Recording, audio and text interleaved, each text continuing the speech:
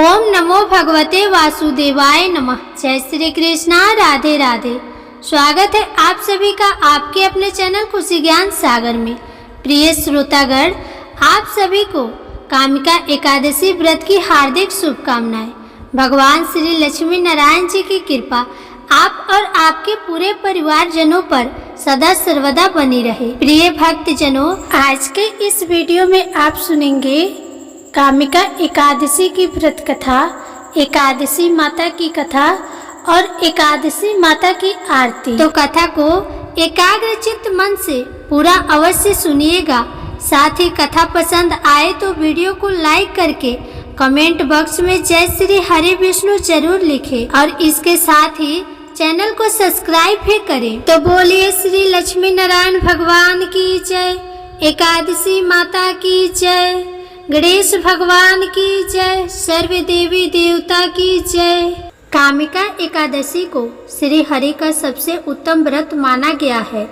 इस एकादशी की कथा भगवान श्री कृष्ण ने धर्मराज युधिष्ठिर को सुनाई थी। इससे पहले राजा दिलीप को वशिष्ठ मुनि ने सुनाई थी, जिसे सुनकर उन्हें पापों से मुक्ति और अंत में मोक्ष की प्राप्ति हुई थी। धर्मराज युधिष्ठिर भगवान श्री कृष्ण से कहने लगे कि हे भगवान, मैं आपको कोटि कोटि प्रणाम करता हूँ। मैंने आपके श्रेष्ठ मुख से आषाढ़ मास के शुक्ल पक्ष में आने वाली देवशयनी एकादशी का महात्म्य सुना। हे मधुसूदन, अब कृपा मुझे श्रावण मास के कृष्ण पक्ष में आने वाली एकादशी के बारे में बताइए। धर्मराज की ये बात सुनकर मनोहर मुस्कान वाले भगवान श्री कृष्ण कहने लगे, हे धर्मराज, जो अभी अभी तुमने प्रश्न किया है वही प्रश्न लेकर परम शुद्ध भक्त देवर्षि नारद एक बार सृष्टि के रचयिता श्री ब्रह्मा जी के पास गए थे। उस समय उन दोनों के बीच में जो वार्तालाप हुआ उसी को मैं तुम्हें सुनाता हूँ, तुम ध्यान पूर्वक सुनो। ऐसा कहकर भगवान श्री कृष्ण ने कथा कहना आरंभ कर दिया। भगवान श्री कृष्ण कहने लगे कि हे धर्मराज, एक समय की बात है जब इस चराचर जगत में भ्रमण करते हुए भगवान श्री हरि के परम भक्त देवर्षि नारद अपने पिता श्री ब्रह्मा जी के पास पहुँचे। आप तो जानते ही हैं कि नारद मुनि सदा विचरण करते रहते हैं। वे एक स्थान पर कभी नहीं ठहरते और उनके मन में सदैव कोई न कोई जिज्ञासा और लोक हित के लिए कोई न कोई प्रश्न होता है। हाँ, ये बात भी परम सत्य है कि उनका प्रश्न सदैव मनुष्यों के हित के लिए ही होता है। तो ऐसा ही एक प्रश्न उन्होंने श्री ब्रह्मा जी से पूछा। कहने लगे, हे कमलासन, हे परमपिता, पवित्र श्रावण मास के कृष्ण पक्ष में कौन सी एकादशी आती है? उसकी पूजा विधि क्या है? इस दिन किसकी आराधना करनी चाहिए और इस व्रत से क्या लाभ होता है? कृपा मुझे बताइए। नारद मुनि की बातों को सुनकर, उनका प्रश्न सुनकर ब्रह्मा जी कहने लगे, हे नारद, लोक कल्याण के लिए जो तुमने मुझसे प्रश्न पूछा है, अब उसका उत्तर भी सुनो। श्रावण मास के कृष्ण पक्ष में आने वाली परम कल्याणी एकादशी को कामिका एकादशी कहा जाता है और ये एकादशी इतनी पावन, इतनी पवित्र होती है कि उसके स्मरण और श्रवण मात्र से ही वेदों में वर्णित वाजपेयी यज्ञ करने का फल प्राप्त होता है। जो मनुष्य इस एकादशी के दिन चतुर्भुज रूप में शंख चक्र गदा और पद्म धारण किए हुए श्री हरि की पूजा करता है, उसे हर प्रकार के पुण्य फल की प्राप्ति होती है। भगवान को इस दिन श्री हरि का पूजन करने से जो लाभ प्राप्त होता है, वही लाभ उसे गंगा, नैमिषारण्य और पुष्कर क्षेत्र में भी प्राप्त नहीं होता।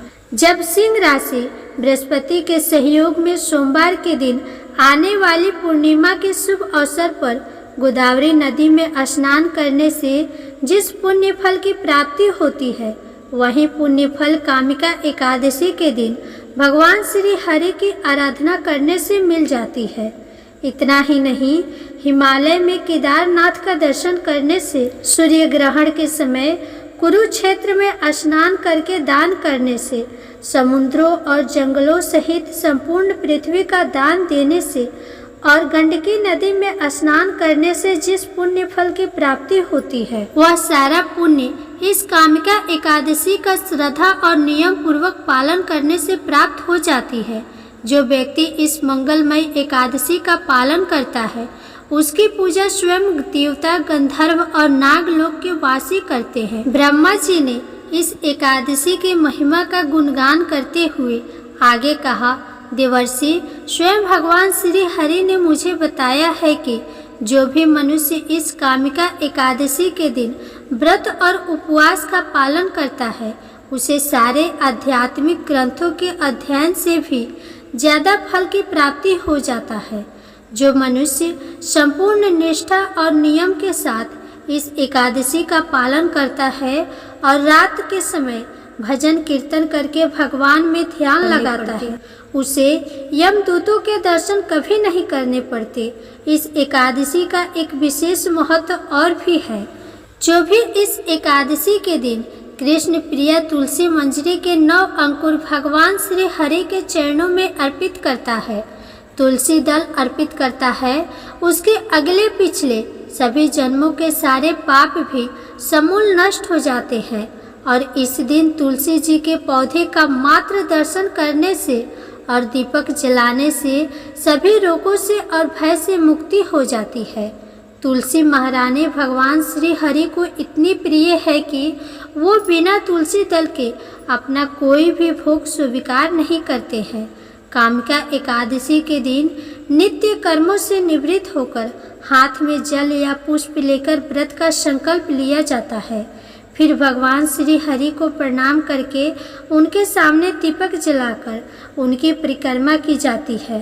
साथ ही अपनी सभी गलतियों के लिए, अपने सभी अपराधों के लिए क्षमा याचना की जाती है। इस दिन सुबह और शाम के समय घी, तेल या तिल के तेल का दीपक जो जलाता है, उसके पुण्य की गणना तो स्वयं चित्रगुप्त भी नहीं कर पाते। इस प्रकार भगवान श्री कृष्ण ने धर्मराज युधिष्ठिर को ब्रह्मा जी द्वारा देवर्षि नारद को बताई गई कामिका एकादशी की महिमा का वर्णन किया और अंत में कहा कि ब्राह्मण हत्या, भ्रूण हत्या या स्त्री हत्या से जो पाप उत्पन्न होते हैं, उनका नाश भी कामिका एकादशी व्रत का नियम और श्रद्धा पूर्वक पालन करने से ही हो जाता है। अब आप सुनिए कामिका एकादशी की व्रत कथा। कामिका एकादशी की व्रत कथा के अनुसार किसी गांव में एक पहलवान रहता था। उस गांव में ब्राह्मण भी रहा करते थे। पहलवान का स्वभाव बहुत ही क्रोधी था।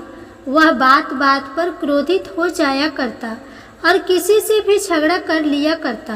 एक दिन की बात है, गांव में ही एक ब्राह्मण से उसकी बहस हो गई। बहस इतनी बढ़ गई कि उन दोनों के बीच में हाथापाई होने लगी और इसी हाथापाई के बीच पहलवान के हाथों से ब्राह्मण की हत्या हो गई।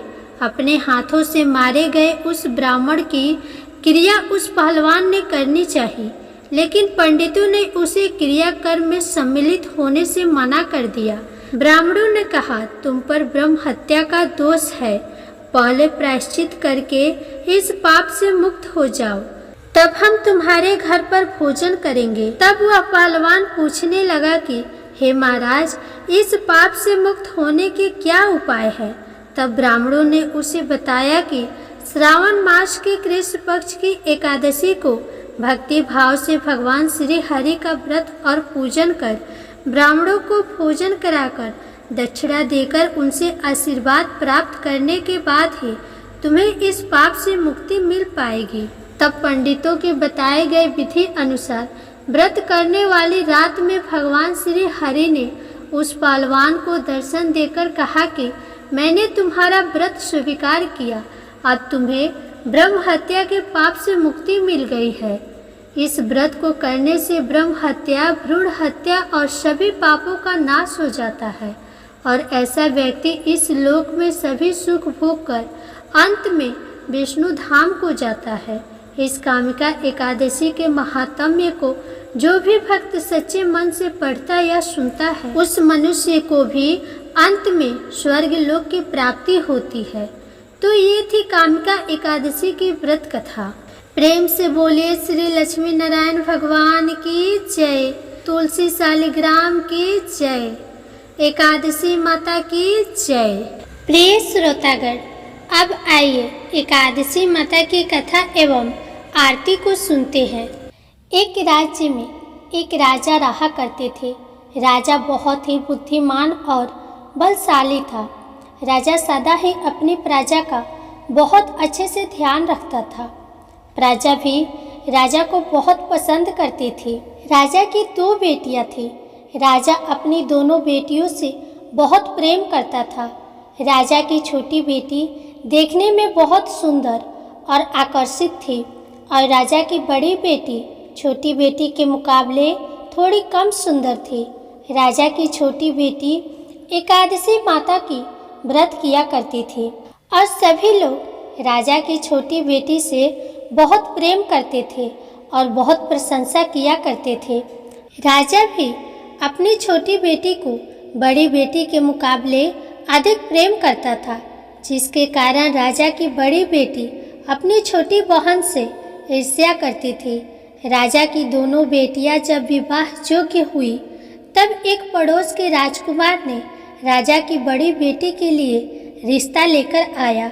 जैसे ही उस राजकुमार की नज़रें राजा की छोटी बेटी पर पड़ी तो वह राजकुमार राजा की छोटी बेटी पर आकर्षित हो गया और छोटी बेटी से पहली नज़र में ही प्रेम करने लगा। और राजकुमार ने राजा की बड़ी बेटी के साथ विवाह करने से मना कर दिया और उसने राजा से कहा कि मैं आपकी छोटी बेटी से विवाह करना चाहता हूँ।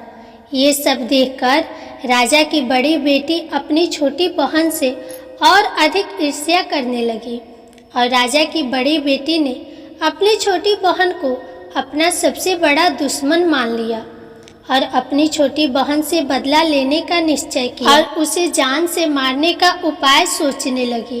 राजा की बड़ी बेटी ने अपनी छोटी बहन को जान से मारने के लिए उसे सबसे पहले एक लड्डू में जहर मिलाकर अपनी बहन को खाने को दिया। लेकिन लड्डू खाने के बाद भी छोटी को कुछ नहीं हुआ। बड़ी बहन यह देखकर आश्चर्यचकित हो गई, लेकिन बड़ी बहन ने हार नहीं मानी। जब उसकी बहन रात्रि में कमरे में सो रही थी तब उसने मटके में सांप रखकर छोटी बहन के कमरे में छोड़ दिया, लेकिन सांप भी छोटी बहन का कुछ नहीं कर पाया। इसके बाद बड़ी बहन ने अपनी छोटी बहन से कहा कि चलो हम लोग कुएं में से पानी भरकर लाते हैं, जिसके लिए वह अपनी छोटी बहन को पानी भरने के बहाने कुएं के पास ले गई और छोटी राजकुमारी को कुएं में धक्का दे दिया। लेकिन छोटी बहन को तब भी कुछ नहीं हुआ, क्योंकि हर बार ग्यारस माता उसकी रक्षा कर रही थी और उधर बड़ी बहन अपने सारे प्रयास के बाद भी असफल हो रही थी, जिससे वह और अधिक क्रोधित हो गई और फिर उसने अपनी छोटी बहन के पास जाकर उससे प्रश्न किया कि मेरी प्यारी छोटी बहन, क्या तुमको पता है कि भगवान ने सबको मेरी प्यारी छोटी बहन, क्या तुमको पता है कि भगवान ने सबकी मृत्यु एक निश्चित समय पर लिखी हुई है और कैसे तुम्हारी या मेरी मृत्यु होगी, क्या तुम जानती हो? तब छोटी बहन ने अपनी बड़ी बहन को बताया कि हाँ दीदी, मैं तो जानती हूँ मेरी मृत्यु कैसे होगी। छोटी बहन से ये सब बातें सुनकर बड़ी बहन मन ही मन बहुत प्रसन्न होने लगी और उसने अपनी छोटी बहन से कहा, फिर तो तुम मुझे अपनी मृत्यु का राज बताओ। तब छोटी बहन ने अपनी बड़ी बहन से कहा कि मेरी मृत्यु तो एक तोते में है, जो तोते के गले में एक हार है, उससे मेरी मृत्यु होगी। जब तक कोई भी व्यक्ति तोते को मारकर उस हार को अपने गले में पहने रहेगा तो मैं मूर्छित हो जाऊंगी, और जैसे ही उस हार को अपने गले से उतारेगा तो मैं वापस से जीवित हो जाऊंगी। अपनी छोटी बहन के मृत्यु का राज जानकर बड़ी बहन बहुत खुश हुई और उसने अपनी छोटी बहन को मारने के लिए उसके पालतू तोते को ढूंढना शुरू कर दिया। इधर छोटी राजकुमारी को इस बात का आभास हो गया था कि कोई उसकी जान लेना चाहता है, जिसके लिए वह अपने पिताजी के पास गई और उसने अपने पिताजी से कहा कि पिताजी, अगर मेरी मृत्यु कभी हो जाती है तो मेरी मृत्यु के बाद आप मुझे मत जलाइएगा, बल्कि आप मुझे अपनी पुरानी वाली हवेली में एक पलंग में लेटाकर छोड़ दीजिएगा। अपनी छोटी लड़की की ये बातें सुनकर राजा बहुत आश्चर्यचकित हो गया। राजा ने अपनी छोटी बेटी से पूछा कि तुम यह क्या कह रही है।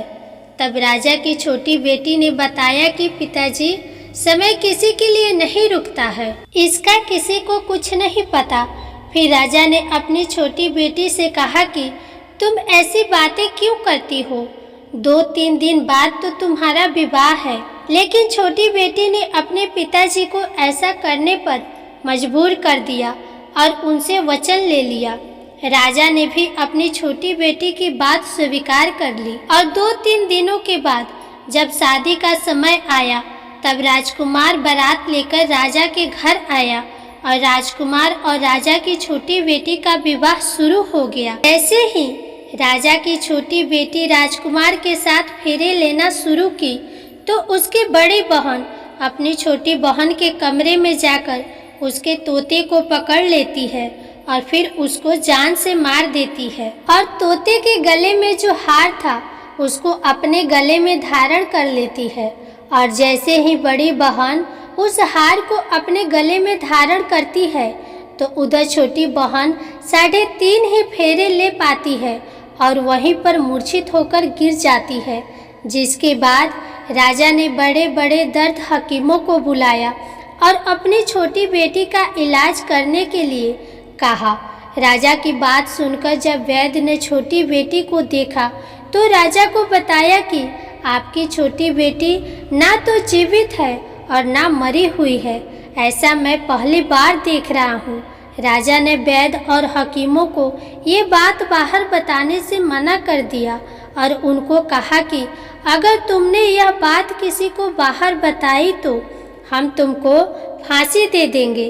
राजा ने अपनी छोटी बेटी को पुराने महल में ले जाकर एक पलंग पर लेटा दिया और वहाँ पर कुछ सैनिकों को तैनात कर दिया। इसके बाद राजा वापस अपने महल पर आ गया। राजा की बड़ी बेटी अपने पिताजी के पास आई और कहने लगी कि पिताजी, अगर यह शादी संपन्न नहीं हुई तो आपकी इज्जत का क्या होगा? मैं आपकी इज्जत बचाने के लिए राजकुमार से शादी करने के लिए तैयार हूँ। जिसके बाद राजा ने अपनी बड़ी बेटी की बात मान ली और राजा ने बड़ी बेटी को छोटी बेटी के कपड़े पहनाकर मंडप में भेज दिया। लेकिन राजकुमार ये जान गया कि ये राजा की छोटी बेटी नहीं है, बल्कि ये राजा की बड़ी बेटी है। लेकिन जब राजकुमार ने शादी करने से मना किया तो सभी लोगों ने राजकुमार को बेबस करके राजा की बड़ी बेटी से बचे हुए फेरों को संपन्न करा दिया। विवाह संपन्न हुआ, जिसके बाद राजकुमार राजा की बड़ी बेटी को अपने महल में ले गया। विवाह होने के बाद राजकुमार उससे ना तो बातें करता था, ना उसे पसंद करता था और ना ही उसके हाथ के बने हुए खाना खाता था। राजकुमार ने यह फैसला लिया था कि वह अपनी प्रेमिका को ढूंढकर रहेगा और यह जानकर रहेगा कि उसके साथ क्या हुआ है। एक दिन राजकुमार अपने घोड़े पर सवार होकर राजा के पुराने महल के पास पहुंचा, जहां पर उसने कुछ सैनिकों को देखा। महल के पास पहुंचकर राजकुमार ने जब महल को ध्यान से देखा तो वह समझ गया कि ये तो हमारे ससुर जी का महल है। तब राजकुमार ने सैनिकों से पूछा कि तुम लोग यहाँ पर क्या कर रहे हो और इस महल के अंदर उस पलंग में कौन लेटा है। जिसके बाद सैनिकों ने बताया कि यहाँ पर राजा की छोटी बेटी लेटी है। यह सुनकर राजकुमार बहुत प्रसन्न हो गया और वह तुरंत अपनी प्रेमिका के पास पहुँच गया और उसकी सेवा करने लगा। जैसे ही रात हुई तो राजा की छोटी बेटी उठकर खड़ी हो गई। राजकुमार यह देखकर बहुत खुश हो गया और उसने अपनी प्रेमिका से पूछा कि तुम यहाँ क्या कर रही हो? तुम मेरे साथ मेरे घर चलो। राजा की छोटी बेटी ने राजकुमार को सारी बातें बता दी कि मेरी जान एक तोते में बसती थी और मैंने ये बात सिर्फ अपनी बड़ी बहन को बताई थी और मुझे पता है कि उसने ही मुझे मारने का प्रयास किया है। उसके पास एक हार है जिसको वह सुबह पहन लेती है और रात को उतार देती है। जब तक वो हार को पहनी रखती है तब तक मैं मूर्छित रहती हूँ और जैसे ही वह हार को उतार देती है तो मैं जीवित हो जाती हूँ और जब तक मेरी बड़ी बहन के पास वो हार रहेगा तब तक मैं ऐसे ही जीवित और मूर्छित होती रहूँगी। अगर मेरी बड़ी बहन के पास जो हार है वो मेरे हाथों लग जाए तो मैं हमेशा के लिए जीवित हो जाऊंगी। राजकुमार ये सब बातें सुनकर राजा की छोटी बेटी के पास रहने का निर्णय ले लेता है और उसने अपने बचे हुए सारे फेरे उस पलंग में लेटी हुई राजा की छोटी बेटी के साथ ले लिए और अपना विवाह पूर्ण कर लिया और वहीं पर रहने लगा। देखते ही देखते कुछ समय में राजा की छोटी बेटी और राजकुमार की पत्नी गर्भवती हो गई। एक दिन राजकुमार को किसी काम से बाहर जाना पड़ा। तब छोटी राजकुमारी के पेट में बहुत तेज से दर्द होने लगा, जिसके बाद उसने एकादशी माता का आवाहन किया। जिसके बाद एकादशी माता प्रकट हुई और उन्होंने अपने भक्त के दर्द को दूर किया और एक पुत्र की प्राप्ति करवाई। और वहीं पर अचानक से राजकुमार भी आ गया। राजकुमार ने ग्यारस माता को देखा तो वह आश्चर्यचकित हो गया और उसने तुरंत ग्यारस माता को प्रणाम किया और ग्यारस माता ने राजकुमार से कहा, जब तुम्हारा पुत्र 5 वर्ष का हो जाए तो तुम आकर अपनी पत्नी का हार इसके गले में डाल देना। और देखते ही देखते राजकुमार और राजा की छोटी बेटी का पुत्र 5 वर्ष का हो जाता है। तो राजकुमार अपने बेटे से कहता है कि बेटा, मैं कुछ काम से बाहर जा रहा हूँ, तुम अपनी माता का ख्याल रखना। और वहाँ से चला जाता है। राजकुमार महल से बाहर निकल रहा होता है कि बड़ी बहन के सैनिक देख लेते हैं और बड़ी बहन को जाकर सारी बातें बता देते हैं। जिसके बाद बड़ी बहन छोटी बहन के पुत्र को वहाँ से उठवा लेती है और छोटी बहन के पुत्र के 2 टुकड़े करवा देती है। पहला टुकड़ा चक्के के पास छुपा देती है और दूसरा टुकड़ा अपने पलंग के नीचे रख लेती है। अब ग्यारस माता भिखारी का रूप लेकर आती है और बड़ी बहन के पास चली जाती है। जिसके बाद वहाँ पर भिक्षा मांगने लगती है। तो बड़ी बहन अपने नौकरों से कहती है कि जाकर भिक्षा दे दो। लेकिन जैसे ही नौकर ग्यारस माता को भिक्षा देने के लिए आते हैं तो माता उन्हें मना कर देती है और कहती है कि मैं तुम्हारी महारानी से ही भिक्षा लूँगी। जिसके बाद बड़ी बहन स्वयं ही भिक्षा देने के लिए माता के पास आती है। तब माता एक बिल्ली का रूप लेकर उसके कमरे में चली जाती है और वहाँ पर छोटी बेटी के पुत्र के 2 टुकड़े को आपस में जोड़ देती है और उसे जीवित कर देती है। फिर उसे वहाँ से ले जाती है। राजकुमार अपने बेटे को लेकर अपनी बड़ी पत्नी के पास जाता है और उसे कहता है कि तुम इसका ध्यान रखना। अगर तुम इस बच्चे का अच्छे से ध्यान रखोगी तो मैं तुमसे बात करूँगा। एक दिन राजकुमार अपने बच्चे से कहता है कि तुम मम्मी से उनके गले का हार मांग लो। तो अपने पिता की बात मानकर राजकुमार का लड़का अपनी मम्मी के पास जाता है और कहता है, मम्मी मुझे तुम्हारा हार चाहिए। यह सुनकर पहले तो बड़ी बहन बहुत क्रोधित होती है, पर उसको यह याद आता है कि राजकुमार ने कहा था कि अगर मैं इस बच्चे का ध्यान अच्छे से रखूंगी तो वह मुझसे बात करेंगे, जिसके कारण वह हार उस बच्चे को दे देती है और वह तुरंत हार को ले जाकर अपने पिताजी को दे देता है। और तभी राजकुमार अपने बेटे को लेकर वहाँ से जाने लगता है और अपनी पत्नी से कहता है कि तुम हमारे लिए खाना बनाकर रखना, मैं शाम को आकर तुम्हारे साथ खाना खाऊंगा। और वह अपने बेटे को लेकर वहाँ से चला जाता है, जिसके बाद वह राजा के पास जाता है। जिसके बाद वह अपने ससुर राजा के पास जाता है और उनको सारी बातें बता देता है। राजा अपनी बड़ी बेटी की यह करतूत सुनकर बहुत क्रोधित होते हैं और अपनी परवरिश पर ही दोष देने लगते हैं और राजकुमार को अपनी छोटी बेटी के साथ रहने के लिए आदेश दे देते हैं। इस प्रकार ग्यारस माता की कृपा से राजकुमार और राजा की छोटी बेटी सुखपूर्वक रहने लगते हैं। प्रेम से बोलिए एकादशी माता की जय। श्री लक्ष्मी नारायण भगवान की जय। तुलसी माता की जय। कथा के बाद अब आप आरती श्रवण कीजिए। ओम जय एकादशी जय एकादशी जय एकादशी माता, विष्णु पूजा व्रत को धारण कर शक्ति मुक्ति पाता। ओम जय एकादशी जय एकादशी जय एकादशी माता, विष्णु पूजा व्रत को धारण कर शक्ति मुक्ति पाता।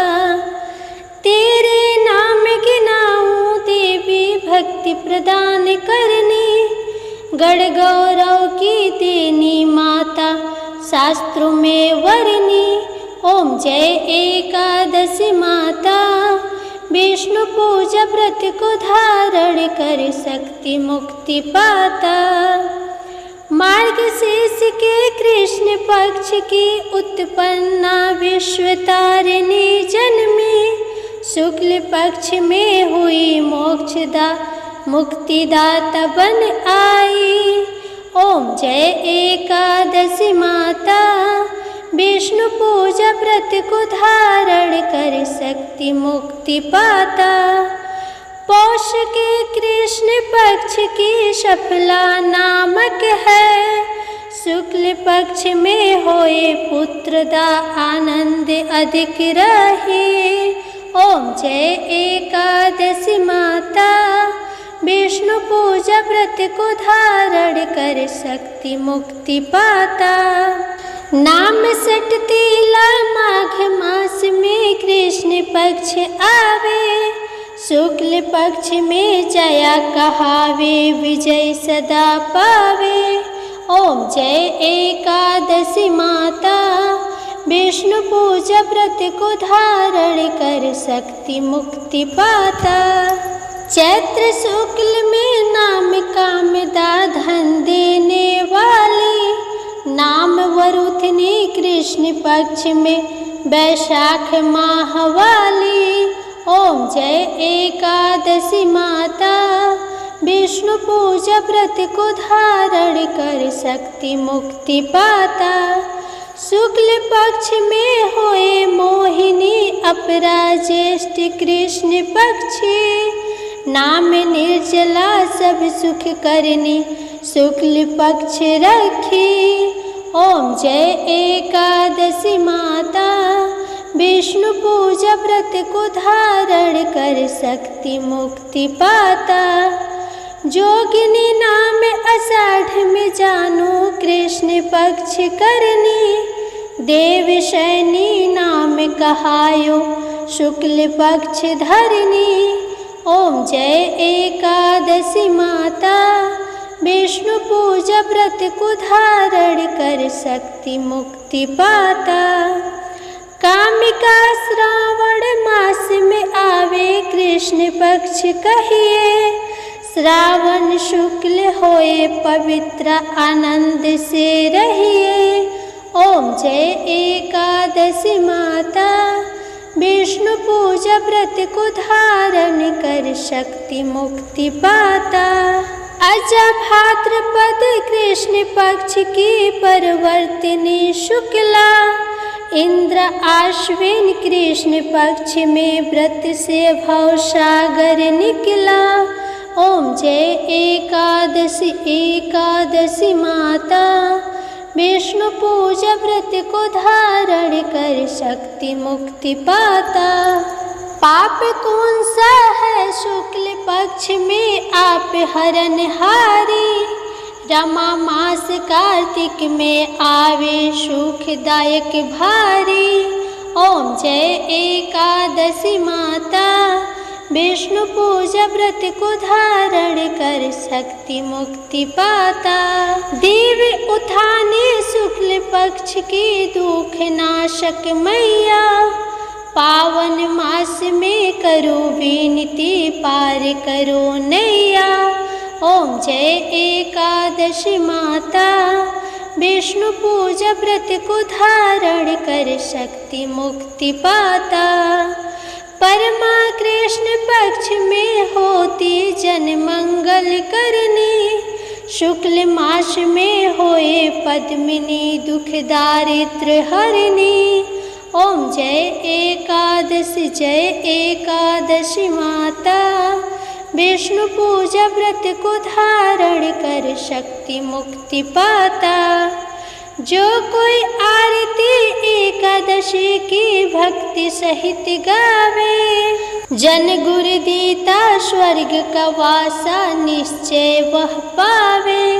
ओम जय एकादशी जय एकादशी माता, विष्णु पूजा व्रत को धारण कर शक्ति मुक्ति पाता। जय एकादशी माता, क्यारस माता की जय।